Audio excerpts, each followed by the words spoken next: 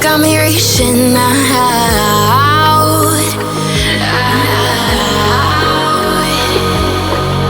And do you see you got me falling in more times than I can get out.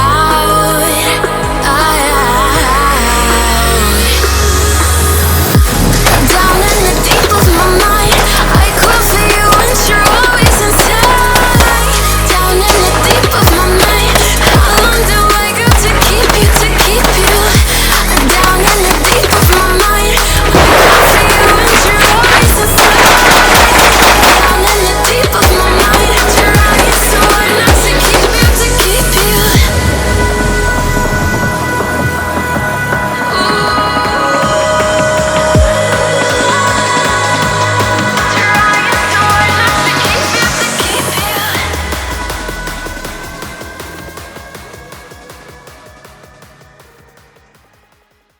YouTube family, what's good with you? It's your boy 2A in LA, and as always, fam, anything I say in this episode, prior episodes, and future episodes is just my personal opinion. Don't take it as fact. Don't take it as law. Always do your own homework and come up with your own conclusions. Right about now, fam, I should go ahead and tap that like button for your boy. If you're new to the channel, I want to say welcome. Come on in. You can join the congregation by smashing that subscribe button and requesting all post notifications. And if you are an existing supporter of this channel, fam, I appreciate you more than you can possibly imagine. You are the reason this channel is anything. All right, fam, let's get this episode rolling. So look, fam, I decided to drop this video because from time to time I'll do highlights on certain manufacturers. I've done my Atlas gun collection before. I've done my Terran Tactical gun collection before, and I've highlighted other kind of manufacturers in the space. Now I've done individual reviews, a couple reviews on one, and then a full review on the other. But I thought it'd be good if I kind of talked about them in the context of the manufacturer as a whole. And of course, I'm talking about Combat Precision. So if you're unfamiliar with Combat Precision makes very high-end custom 2011 and 1911s. And the owner, Chris James, is a master gunsmith, been doing this a very, very long time. I first got exposed to Combat Precision by my guys at Covert, as I have with so many firearms manufacturers out there, with the Combat Precision M5. So let you check out your boy's Combat Precision M5.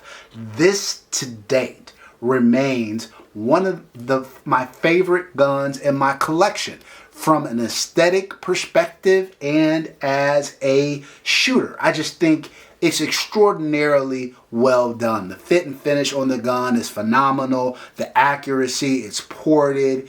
The coatings Don used were top notch. The trigger is impeccable. I love the way this gun looks and shoots.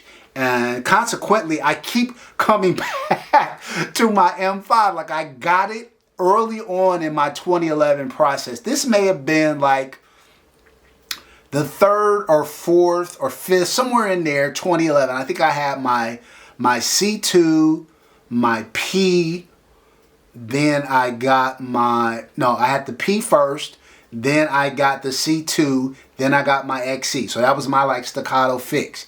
And then I got my Atlas Erebus. And I was like, ooh, okay, that's what we're doing. And then this may be, I think this was like the next 2011 that I bought. And this was kind of the first 4 1/4 I had out of those initial offerings. And I fell in love with it. Then I went on to get a lot of other 2011s. You guys know I own well over 30 2011s. I think I'm like 35, 36 now. We'll be at 40 plus before the end of the year. But regardless of that, I always come back to my M5 as one of my favorite 4 1/4 guns. Like I said, incredibly reliable, just a phenomenal shooting firearm. Chris really did his thing with this gun. So if you're looking for a 4.25 2011, I would definitely consider the Combat Precision M5. Okay, fam, so look, one of the things that often happens, like I hear the term when it comes to gun tubers, even myself, the term shill being thrown out there really rapidly and easily off of people's tongues, which is surprising for me because I gotta be honest, fam, the gun manufacturers that are in my space, my niche, which is primarily kind of high-end firearms, especially on the 2011 side. Look, they don't need a shill because their guns are all going to sell out. Every gun they make. Atlas got like an 18-month backlog. Combat Precision got a long backlog. Same with Venom, same with Rafferty, same with Hayes, same with all of these gun manufacturers. They don't need me to market their guns because they're all going to sell out. Consequently, they don't see value in giving content creators free firearms. For what? I give you a free firearm so you can market it so my guns can sell out. They're already selling out. And so they don't need me for that. So consequently, I have gotten to know the Raffertys of the world, the Cosains of the world, the Ray City Defense, the Chris James of the world, the Vidon, the Venoms of the world. I've gotten to know these people after I've reviewed their guns. I've become friendly with them after I've reviewed their guns and after I paid my hard-earned money for their guns and not before. And I think they appreciate the fact that I appreciate what they have produced. So I'm not gonna lie, like I am a fan of Chris James. I think he's a great guy and he's a phenomenal gun manufacturer. And so I was in love with the M5, and they've made a couple of different variants of the M5, so be aware of that. But when I found out that Chris was making a 5-inch, full-size, compensated pistol, I was like, what? You're doing what? Oh, sign me up. Sign me up. And that was the Combat Precision GT. And so I got my GT, I shot it, I loved it. I was in the process of finalizing the review when my man, Chris said, 2A and LA, send it back to me. I'm going to upgrade it. I'm going to give you the Darkhorse package. Now, I had no idea what that was at the time, but fam, this is what the Darkhorse package is. Upgraded. The gun is totally murdered out. Upgraded trigger, upgraded internals and polishing and work. The gun is compensated, but it is also ported. There's additional badging on the gun. You can see the Darkhorse emblem right there. It's got Darkhorse on the slide stop. Look, fam, this gun is crazy. It is crazy good. Just manufacturing is awesome. Trigger is incredible. Look, it's hard to say, fam. It's one of my favorite guns. This is why I'm doing this, because I feel like not enough people know about Combat Precision.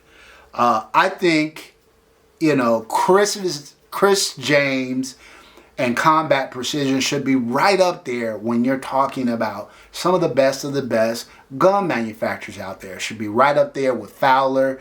It should be right up there with Venom. It should be right up there with Hayes. It should be right up there with Rafferty. He just makes awesome guns and generally brings them in at a price point that is below. And what's funny is, so what I would say, if somebody's going to argue with me and say Venom and Rafferty and Hayes and Atlas are kind of a step above Combat Precision, I'm not going to argue you to the death about that. But what I will say is that Chris brings a gun that's damn close to those at a price point that's a couple $1,000s less than those.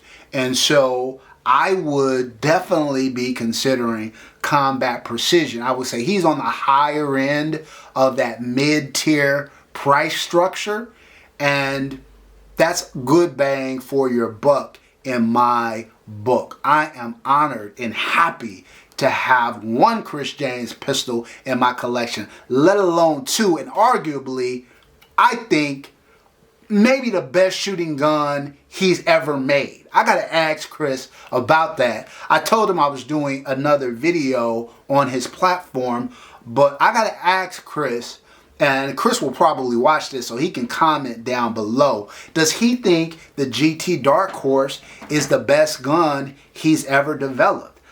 I would imagine it's close. If not, it's close. And if it's not, why don't I have the best one that was developed? Chris, can we, what? Can we have that conversation?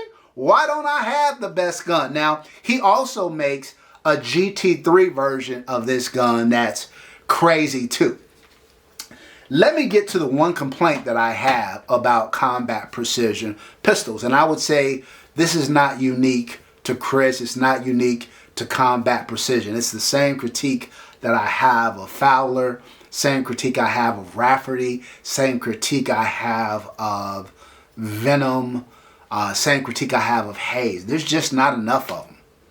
There's just not enough of these phenomenal firearms out there in the wild available for people to purchase. Now, the reason is in part because a lot of these are either one-man shops or small shops that just don't have the ability to produce, like an Atlas, let's say, hundreds of guns every single month. And what I admire about Atlas is they produce at a high quantity yet maintain a very, very high quality, and that's hard to do.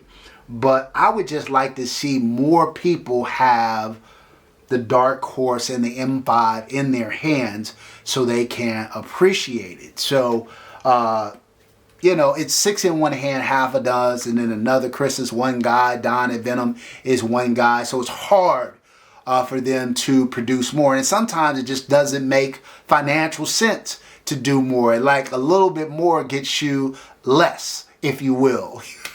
They kind of need to make a huge leap. And then if they do that, are they going to be able, and they start bringing other people in the mix, are they going to be able to maintain that quality level that people have grown to love about them? But look, I'm honored that I have all of those in my collection. I am honored that I have combat precision in my collection. The Darkhorse and the M5. These are two of my favorite guns. I feel like combat precision just makes phenomenal firearms. And yeah, if you're not familiar with them, definitely check out the reviews that I've done on these two guns. I've done multiple on this gun, and I've recently done one on this one. So go back and check them out. All right? That's it for this episode, fam. Until next time, as always, take care of one another and peace.